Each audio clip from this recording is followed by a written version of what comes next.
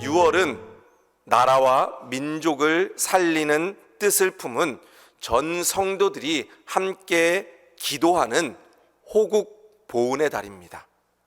호국은 보호할 호자에 나라 국자를 써서 호국, 나라를 보호하고, 보훈, 갚을보, 공훈, 공이 있는 것을 갚는다. 그래서 호국 보훈의 달입니다. 나라를 지킨 여러 선배들의 그러한 뜻을 기리고 또 그 받은 은혜를 갚는 달이 바로 6월 달입니다.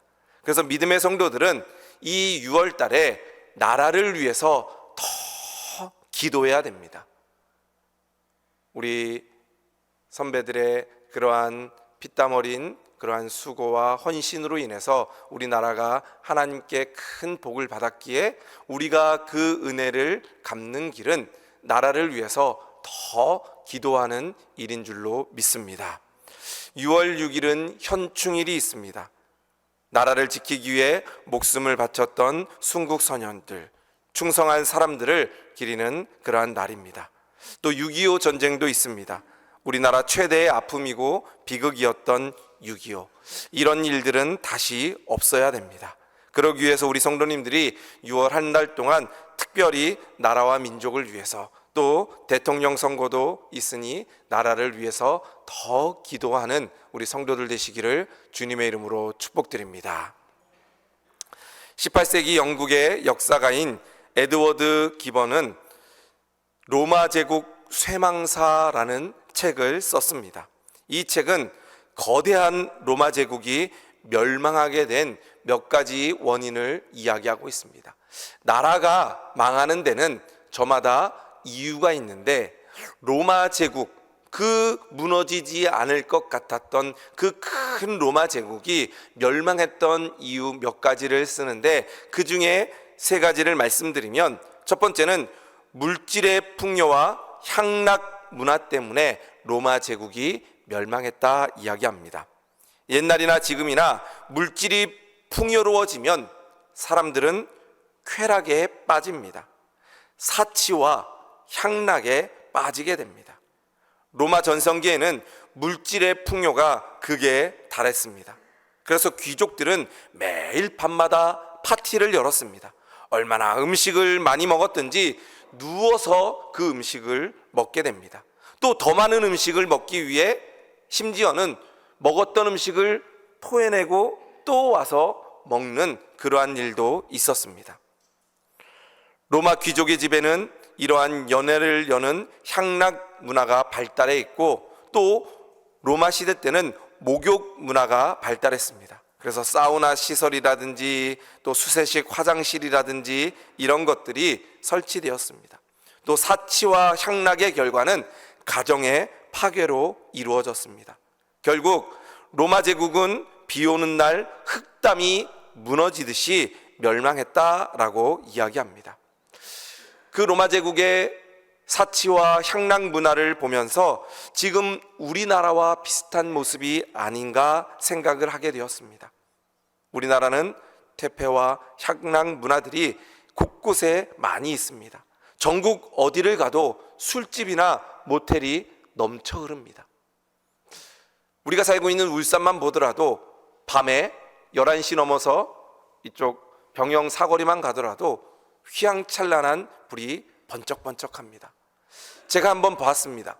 노래 주점, 사양성 PC방, 뭐 그런 것들이 수십 개가 불을 번쩍번쩍하고 있습니다. 골목마다 그런 것들이 있는 것을 보게 됩니다.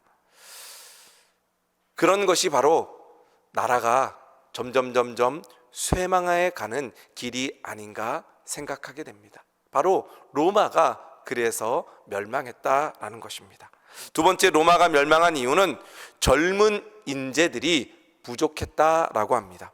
계속되는 전쟁으로 인해 내일을 이끌어갈 인재들이 없었습니다.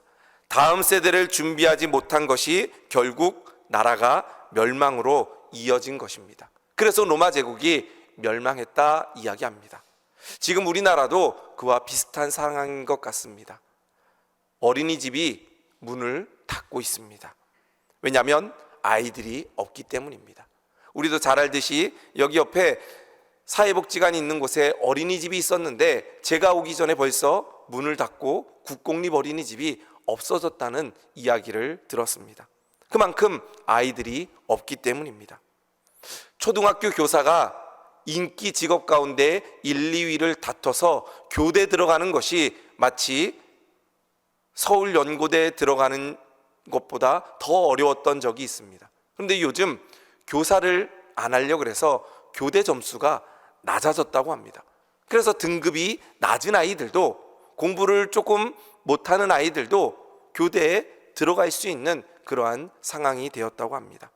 그만큼 젊은 아이들이 없어지고 젊은 인재들이 줄어드는 것입니다. 그렇게 되면 결국 로마가 멸망했듯이 나라가 쇠망할 수밖에 없다라고 이 저자는 이야기합니다. 그리고 로마가 멸망했던 이유 세 번째는 귀족 계급이 너무 많았다는 것입니다. 일을 하는 사람들보다 소비하는 사람이 더 많았다라는 것입니다. 일하는 사람보다 놀고 먹는 사람이 많으면 그 나라는 성장할 수 없습니다. 로마는 전쟁을 통해 많은 노예들을 데리고 왔지만 반대로 너무나 많은 귀족들이 생겨나게 되었습니다. 그래서 로마는 멸망하게 되었다라는 것입니다. 우리나라도 보면 피땀 흘려서 일하지 않고 편하게 놀고 먹으려는 사람들이 점점 늘어나고 있는 것 같습니다. 청년들이 일을 하지 않는 청년 실업이 급증합니다. 실업자가 넘치는데 힘든 일들은 하지 않으려는 그러한 경향들이 있습니다.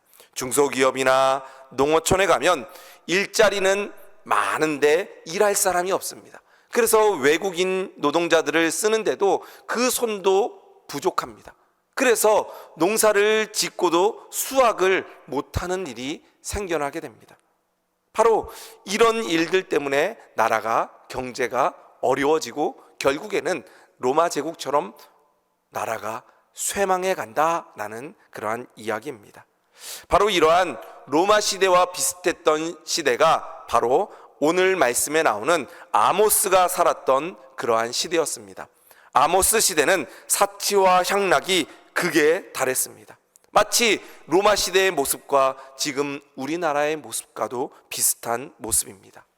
아모스는 남왕국 출신으로 BC 8세기경에 북왕국에서 활동했던 선지자입니다. 그는 예루살렘에서 남쪽으로 10km 정도 떨어진 드고아라는 지역의 출신입니다. 그의 직업은 양을 치며 뽕나무를 기르는 농부였습니다.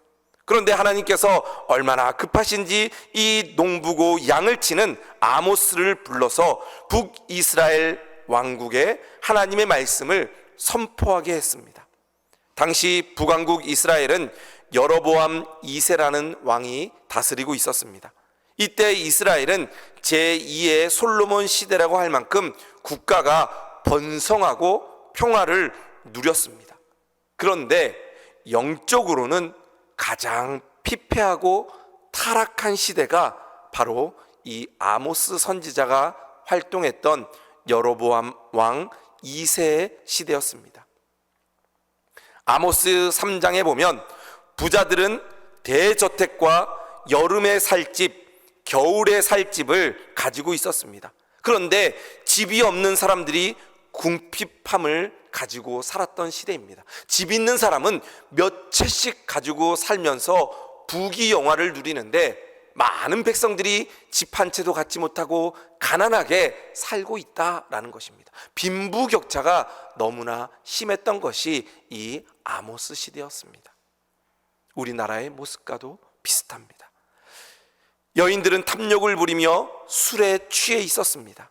힘 있는 자는 뇌물과 협박으로 공의를 저버리고 가난한 자를 괴롭혔습니다. 또 6장 말씀에 보면 가난한 자들은 먹을 것이 없어 굶주리는데 가진 자들은 극심한 사치와 향락으로 물들어 있었습니다.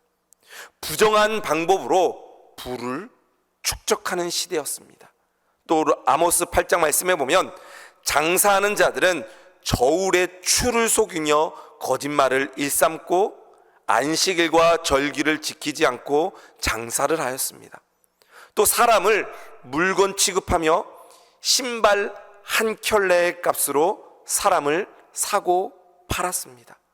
그리고 하나님이 가장 싫어하는 우상 숭배를 하며 하나님께 예배드리는 그 제사를 타락시켰던 시대가 바로 아모스 시대였습니다. 그때 하나님께서는 이 아모스를 부르신 것입니다. 이 아모스의 이름의 뜻은 무거운 짐을 지고 나르는 자라는 뜻입니다. 이 아모스 시대에 무거웠던 그 짐을 아모스에게 짊어지게 하고 복음을 선포하도록 하나님께서 이 아모스를 부르신 것입니다.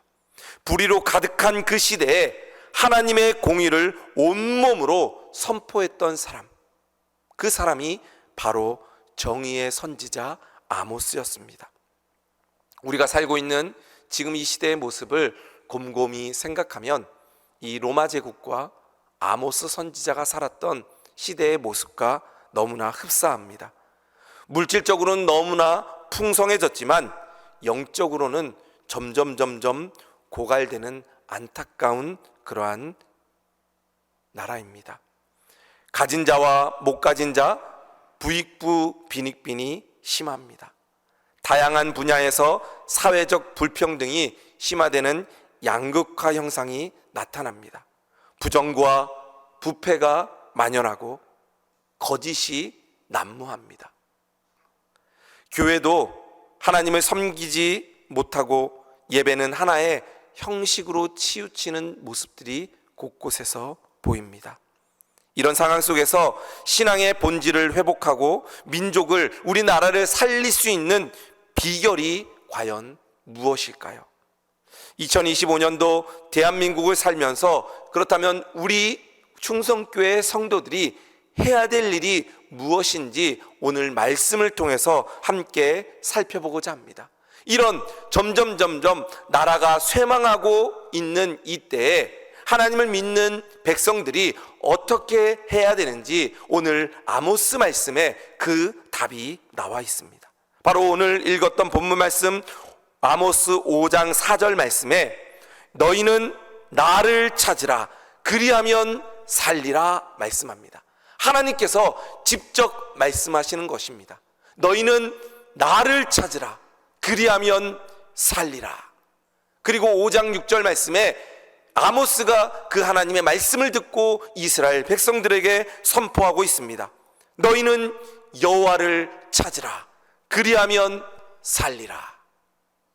우리나라가 또 힘들고 어려운 상황 가운데서 우리가 살 길은 하나님을 찾는 것입니다. 하나님을 찾을 때만 우리나라와 우리 민족이 살게 될 줄로 믿습니다. 여러분들도 하나님을 찾기를 주님의 이름으로 축복드립니다. 힘들고 어려울 때, 때로는 이 길이 끝이다 라고 생각될 때, 그때 하나님을 찾으면 하나님께서 우리 성도들을 도우시고 하나님의 은혜와 축복이 우리 성도들과 함께함으로 다시 살아나는 놀라운 역사가 우리 성도들 삶과 우리나라 가운데 있기를 주님의 이름으로 축복드립니다. 하나님을 찾으면 살아납니다. 내가 살아나고 가정이 살아나고 우리 나라가 살아나고 우리 교회가 살아나게 될 줄로 믿습니다. 그렇다면 하나님을 찾는다라는 것은 무슨 뜻일까요? 먼저 하나님을 찾는다라는 것은 하나님께 기도하는 것입니다. 그 당시에 아모스 선지자가 살았던 당시 많은 사람들이 기도를 했습니다. 그러나 바알 신에게 기도하고 몰렉 신에게 기도하고 또 부처에게 기도하고 알라 신에게 기도하는 그러한 일들이 있었습니다. 그러한 신들은 응답이 없습니다. 왜냐하면 참신이 아니라 그런 신들은 우상이기 때문에 응답이 없는 것입니다. 하나님만이 우리가 기도할 대상이고 하나님께 기도할 때만이 하나님께서 우리들 가운데 응답해 주실 줄로 믿습니다. 왜냐하면 하나님은 살아계시고 역사하시고 천지를 창조하시고 우리를 주관하시고 나의 힘이 되시고 우리와 함께 하시는 하나님이시기 때문입니다. 하나님을 찾고 기도하는 우리 성도들 되시기를 주님의 이름으로 축복드립니다. 그렇게 찾고 기도하는 성도들의 기도의 법칙이 있습니다. 기도의 법칙 첫 번째는 하나님이 우리를 위해서 무엇인가를 대신해 주도록 기도하는 것이 아니라 우리가 스스로 할 수 있도록 우리를 도우시는 하나님께 기도하는 것입니다. 예를 들면 어린아이가 학교에서 숙제를 받아옵니다. 그 숙제를 받아왔을 때 엄마 아빠가 그 숙제를 대신 다 해주는 것이 아니라 아이들이 그 숙제를 할 수 있도록 옆에서 지도하고 도와주는 역할이 바로 부모들이 하는 역할입니다.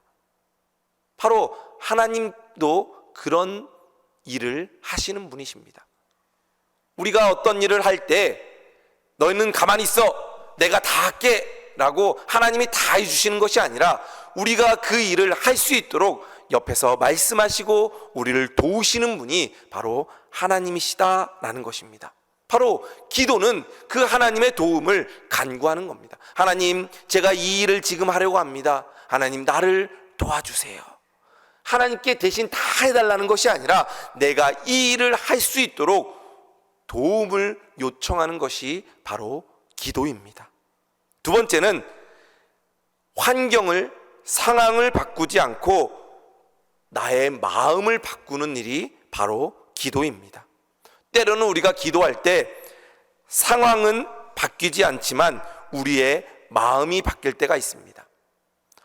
홍해 바다가 갈라지고 산이 옮겨지고 죽은 자를 살리는 그러한 하나님의 능력을 경험할 때도 있지만 보통은 환경은 그대로 있지만 그 환경을 이겨낼 수 있는 힘을, 그 마음을 주시는 분이 바로 하나님이십니다. 때로는 바닷가는 그대로 있지만 예수님께서 베드로에게 말씀하셨더니 그 바다 위를 걸어라 말씀하실 때 출렁이는 파도는 그대로 있지만 베드로가 믿음으로 그 바다를 걸어가게 되는 것입니다. 마치 요단강이 흐르지만 믿음을 가지고 요단강에 발을 내딜 때 그 요단강이 갈라지는 역사가 나타나는 것입니다. 그것이 바로 기도하는 사람들의 믿음입니다. 우리 상황은 바뀌지 않습니다. 그러나 이길 힘을 주시는 분, 그분께 기도하는 성도들, 그분께 기도하는 성도들이 바로 하나님을 찾는 성도들입니다. 마치 내가 육체적인 질병이 있지만 하나님께 기도할 때 그 육체적인 질병이 하루아침에 낫지는 않지만 그 아픔을, 그 질병을 이길 수 있는 힘을 허락해 주시고 끝까지 견딜 수 있는 믿음을 주시는 분이 바로 하나님이십니다.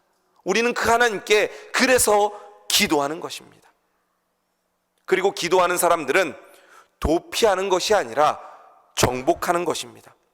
어떤 문제가 있을 때 도망가는 것이 아니라 그 문제 앞에 기도하고 하나님이 주시는 힘으로 그 어려움을 극복하는 자들이 바로 기도하는 자들입니다. 어떤 문제가 있을 때 잠수 타고 싶습니다. 없어지고 싶습니다. 그러나 믿음의 사람들은 그러지 않습니다. 앞에 골리앗이 있을지라도 하나님이 나와 함께 하시면 그 골리앗을 무찌를 수 있습니다 라는 그 믿음을 가지고 다윗과 같이 그 골리앗 앞에 나아가는 것입니다. 믿음으로 나아가는 성도들 앞에 모든 어려움과 문제들이 정복될 줄로 믿습니다. 그 믿음으로 나아가는 성도들이 바로 기도하는 성도들입니다.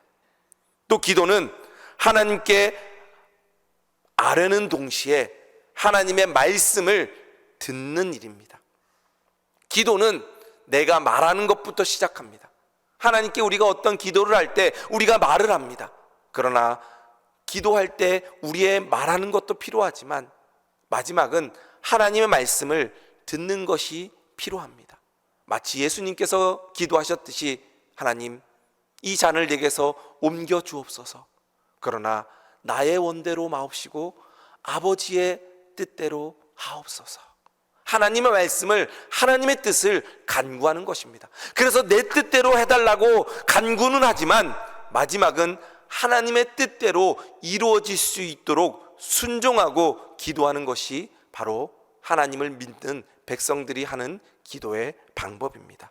우리 성도님들도 힘들고 어려운 일이 있을 때, 또 나라가 어려울 때 하나님께 기도할 수 있는 우리 성도들 되시기를 주님의 이름으로 축복드립니다. 그것이 바로 나라를 살리는 일이고 우리가 살아가는 길입니다. 하나님을 찾으라 라는 말씀은 하나님께 기도하라 라는 말씀입니다. 오늘도 기도하는 우리 성도들 가운데 하나님의 은혜와 축복으로 늘 하나님의 은혜가 충만하기를 주님의 이름으로 축원합니다. 두 번째는 나를 찾으라 라는 것은 교만을 버리고 겸손하라 라는 하나님의 말씀입니다. 성경에서 지혜로운 사람 하면 누가 떠오르십니까? 바로 솔로몬입니다. 솔로몬은 왕이지만 나는 지혜가 부족하고 미숙합니다 라고 생각했던 사람입니다. 그래서 그 솔로몬은 하나님께 기도할 때 이렇게 기도합니다. 하나님, 저는 작은 아이입니다. 왕이었지만 하나님께 기도할 때 종은 작은 아이입니다 라고 자신이 겸손했습니다. 아이들은 어떻습니까? 자신이 해야 될 일들을 분별하지 못합니다. 무엇이 선한 것이고 무엇이 악한 것인지 구분하지 못하는 게 아이들입니다. 해야 될 일과 하지 말아야 될 일들을 구분하지 못하는 것이 바로 아이들입니다. 그래서 아이들은 어른의 보살핌을 받고 어른의 지도를 받아야 됩니다. 그래서 솔로몬은 하나님 앞에 저는 어린 아이입니다 라고 말씀합니다. 그래서 하나님, 저를 가르쳐 주십시오. 제 길을 인도하십시오. 하나님, 저에게 지혜를 주십시오. 간구하고 있습니다. 즉 하나님 앞에 겸손한 모습을 보이고 있는 것입니다. 하나님께 겸손한 모습을 갖는다는 것은 우리가 이 세상을 살아가면서 가장 중요한 자세입니다. 아주 유명한 작가인 내가 만든 신, 탕부 하나님이라는 귀한 책을 쓴 팀 켈러 목사님이 있습니다. 이 목사님은 이렇게 이야기합니다. 진정한 겸손은 자신을 낮게 생각하는 것이 아니라 자신에 대해 덜 생각하는 것이다 라고 말씀합니다. 자신이 낮아졌다 생각하는 것이 아니라 내 생각을 덜 하고 하나님의 생각을 채우는 것이 바로 겸손입니다. 야고보서 4장 6절 말씀에 하나님이 교만한 자를 대적하시되 겸손한 자에게는 은혜를 주신다 말씀하십니다. 우리가 바로 이러한 겸손한 자세를 가질 때 하나님의 은혜와 축복을 받을 수 있게 되는 것입니다. 우리의 일상에서 겸손을 실천한다는 것은 쉽지 않은 도전입니다. 예수님께서 제자들의 발을 씻기심으로 섬김과 겸손의 본을 보여주셨습니다. 그래서 빌립보서 2장 3절 4절 말씀에 아무 일에든지 다툼이나 허영으로 하지 말고 오직 겸손한 마음으로 각각 자기보다 남을 낮게 여기고 각각 자기 일을 돌볼 뿐더러 또한 각각 다른 사람의 일을 돌보아 나의 기쁨을 충만하게 하라 말씀하면서 우리의 삶 가운데 늘 겸손한 모습을 하나님께서는 말씀하신 것입니다. 존 파이퍼 목사님은 이렇게 이야기합니다. 겸손은 하나님의 영광을 위해 자신을 잊어버리는 것이다. 우리가 다른 사람에게 또 이 세상을 살아가면서 겸손할 수 있는 것은 내 자신을 잊어버리고 하나님께 영광만을 돌린다는 생각을 가질 때 겸손할 수 있습니다. 그래서 예수님이 제자들의 발을 씻기듯이 우리가 원수된 자를 사랑하고 우리보다 낮은 사람을 섬길 수 있는 것입니다. 왜냐하면 내 자신이 없어지고 하나님의 영광만, 하나님의 사랑만 나타나는 그러한 일을 하기 때문입니다. 하나님의 능력을, 하나님의 은혜를 의지할 때 우리는 참된 기쁨을 누릴 수 있습니다. 그래서 베드로전서 5장 6절 말씀에 그러므로 하나님의 능하신 손 아래에서 겸손하라. 때가 되면 너를 높이시리라. 하나님 앞에서 겸손할 때 하나님께서 우리를 높여주신다 말씀합니다. 반대로 우리가 하나님 앞에서 높아질 때 우리는 하나님께서 낮추시는 것입니다. 즉 하나님 앞에 납작 엎드려 겸손할 수 있는 우리 성도들 되시기를 주님의 이름으로 축복드립니다. 겸손은 하나님 앞에 바로 서 있는 자세입니다. 축복을 받는 자세가 바로 겸손입니다. 잠언 16장 18절 말씀에 교만은 패망의 선봉이요 거만함은 넘어짐의 앞잠이니라 이야기합니다. 교만은 망하는 길입니다.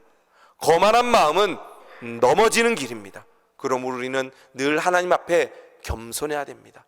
마치 솔로몬이 기도하듯이 하나님, 우리는 작은 아이입니다. 우리는 힘이 없습니다. 우리 교회 가운데 하나님 힘을 주시고 우리 교회 가운데 능력을 허락하여 주옵소서. 하나님, 우리나라 가운데 하나님 함께하여 주옵소서. 우리나라는 힘이 없습니다. 아무것도 할 수 없습니다. 그래서 하나님께 기도할 수밖에 없습니다. 하나님, 우리와 함께하여 주옵소서. 늘 하나님 앞에 겸손하며 무릎 꿇는 우리 성도들 되시기를 주님의 이름으로 축복드립니다. 마지막으로 나를 찾으라 라는 그러한 하나님의 말씀은 우상을 버리고 하나님을 만나라 라는 말씀입니다. 오늘 읽은 본문 말씀 5절 말씀에 보면 이렇게 말씀합니다. 베델을 찾지 말며 길갈로 들어가지 말며 브엘세바로도 나아가지 말라. 길갈은 반드시 사로잡히겠고 베델은 비참하게 될 것임이라 말씀합니다. 베델을 찾지 말라라고 말씀합니다. 왜 베델을 찾지 말라고 말씀하셨을까요? 옛날 이스라엘 백성들은 어려움을 당할 때마다 베델을 찾았습니다. 그리고 베델에 올라가서 울면서 기도하면서 신령한 예배를 드렸던 곳이 바로 베델입니다.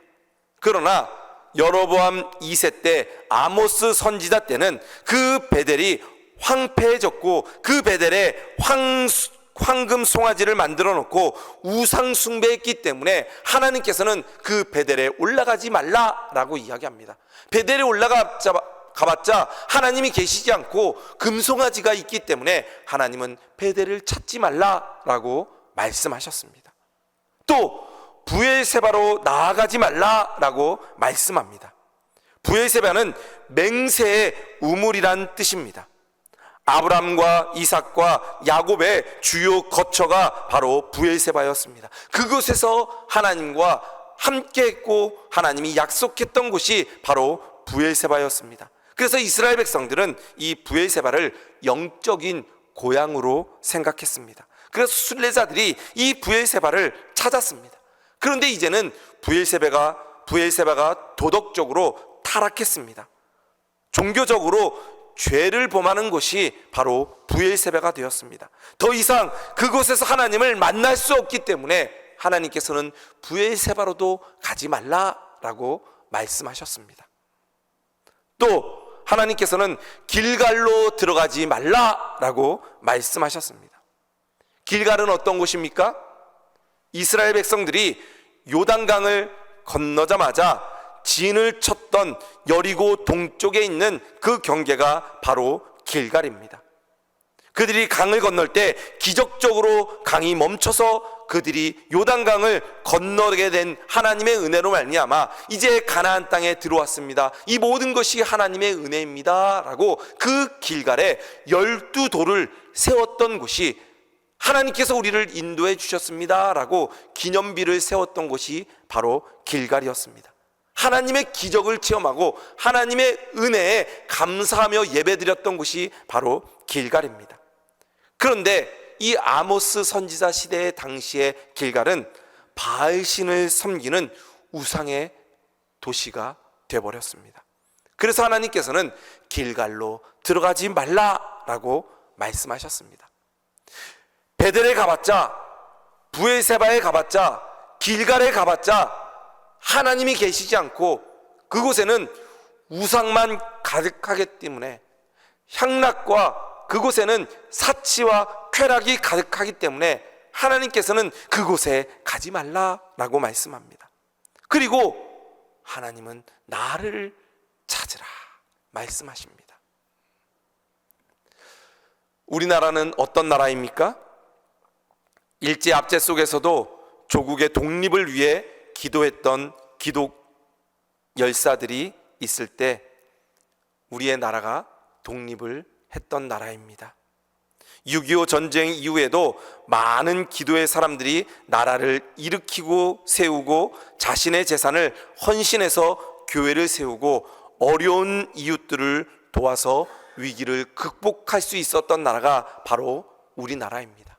일제시대 때도 6.25 때도 그 어려운 가운데 기도함으로 나라를 살렸습니다.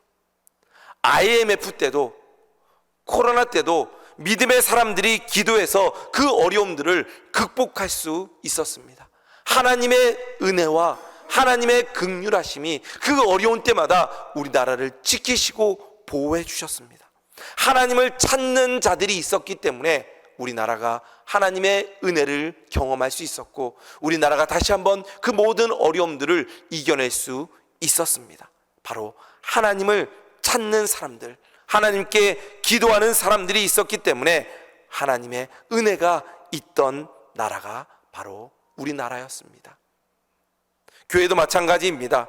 교회는 하나님을 만나는 장소가 되어야 됩니다. 바로 하나님을 만날 수 있는 베델이 되어야 됩니다. 교회는 하나님을 향해 가는 부엘세바가 되어야 됩니다. 하나님의 임재가 있는 그러한 길갈이 되어야 됩니다. 그러나 교회가 본질을 잃고 건물만 남아 있어서는 안 됩니다. 교회의 주인은 하나님이십니다. 사람은 교회의 주인이 아닙니다. 사람이 높아지려고 할 때, 사람이 나타나려고 할 때 교회에 더 이상 하나님은 계시지 않습니다.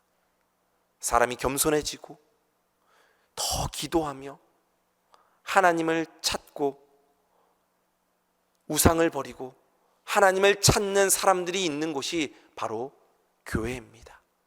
내가 높아지려고 하고 내 이름을 내려고 하고 내 것만 취하려고 하면 더 이상 교회에서는 하나님을 만날 수가 없습니다.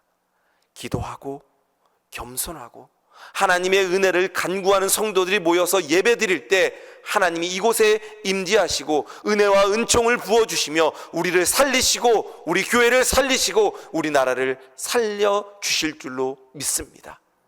그 성도들이 함께 모여서 예배 드리는 곳이 바로 우리 교회, 이곳이 바로 베델이 되고 이곳이 바로 하나님을 만나는 약속의 부엘세바가 되며 하나님의 기적을 체험하는 길갈이 될 줄로 믿습니다. 지금 이 시대가 참 살기 어려운 시대라고 이야기합니다. 여러분들도 많은 인생을 살아왔지만 매번마다 힘들고 어렵다 생각하시죠? 또 우리가 6월 3일 대통령 선거를 앞두고 있습니다. 아마 사전 선거를 하신 분도 있을 것이고 또 6월 3일 선거를 앞둔 분들도 계실 겁니다. 나라를 위해서 걱정하는 분들이 많이 있습니다. 뭐 믿는 사람이건 믿지 않는 사람이건 누구나 다 나라를 위해서 걱정하고 있습니다. 또 가정에도 많은 어려움과 문제들이 있습니다. 자녀들 문제, 취업의 문제, 그런 자녀들의 결혼 문제, 여러 가지 물질의 문제, 건강의 문제, 문제가 없는 가정이 없습니다. 그런데 걱정하지 마십시오. 하나님께서 우리가 살 길을 열어주셨습니다. 그것이 바로 오늘 말씀입니다. 하나님을 찾는 것, 그것이 바로 우리가 살 길입니다. 힘들고 어려울 때 나를 찾으라, 그리하면 살리라. 하나님은 말씀하십니다. 하나님만이 우리를 다시 일으켜 세우실 수 있고 다시 우리를 살게 하실 줄로 믿습니다. 내 삶 가운데 힘들고 어려운 일이 있어서 주저앉고 싶고 다 포기하고 싶지만 우리 가정 가운데도 여러 가지 문제들이 있지만 하나님을 찾을 때 하나님은 다시 우리를 일으켜 주시고 다시 살려 주실 줄로 믿습니다. 우리 교회 가운데도 여러 가지 어려움과 문제들이 있지만, 앞이 보이지 않지만 우리가 하나님께 기도하며 하나님을 찾을 때 다시 우리 교회를 살려주시고 놀라운 부흥의 불길을 우리 교회 가운데 일으켜 주실 줄로 믿습니다. 하나님을 찾는 교회가 살게 될 줄로 믿습니다. 우리나라 가운데도 많은 어려움과 문제들이 있고, 나라가 망하는 거 아니야 라고 걱정이 되지만 하나님을 찾으십시오. 하나님을 찾는 백성들이 있을 때 우리나라가 살게 될 줄로 믿습니다. 하나님을 찾는 백성들, 하나님을 찾는 나라, 하나님이 망하게 두시지 않고 살려주실 줄로 믿습니다. 우리가 6월 호국 봉헌의 달을 시작합니다. 오늘 6월 1일입니다. 5월 달에는 가정을 위해서 여러분들이 열심히 기도하고 가정을 세우는 일을 하셨다면, 6월 달에는 나라를 위해서 기도하시고 나라를 살리는데 열심히 기도하는 우리 성도들 되시기를 주님의 이름으로 축복드립니다. 바로 앞에는 6월 3일 대통령 선거가 있습니다. 정말 열심히 기도하셔서 하나님, 우리를, 나라를 살려주옵소서. 하나님이 다스리는 나라, 하나님이 함께 하시는 나라, 그래서 하나님 손에 붙들려 하나님께 귀하게 쓰임받는 나라, 우리나라를 다시 살리시고 회복시켜 주옵소서. 나라를 위해 특별히 기도하는 우리 성도들 되시기를 주님의 이름으로 축복드립니다. 그리하여 우리나라가 다시 한번 하나님께 영광 돌리며 살아나는 놀라운 역사, 우리의 성도들 한 사람 한 사람, 우리 성도들의 가정, 그리하여 우리가 밟는 모든 땅 가운데 하나님의 귀한 영광이 나타나며 하나님의 말씀처럼 나를 찾으라, 그리하면 살리라. 하나님을 찾는 우리 모든 성도들 되심으로 영적으로 다시 살아나는 우리 모든 성도들 되시기를 주님의 이름으로 축복드립니다.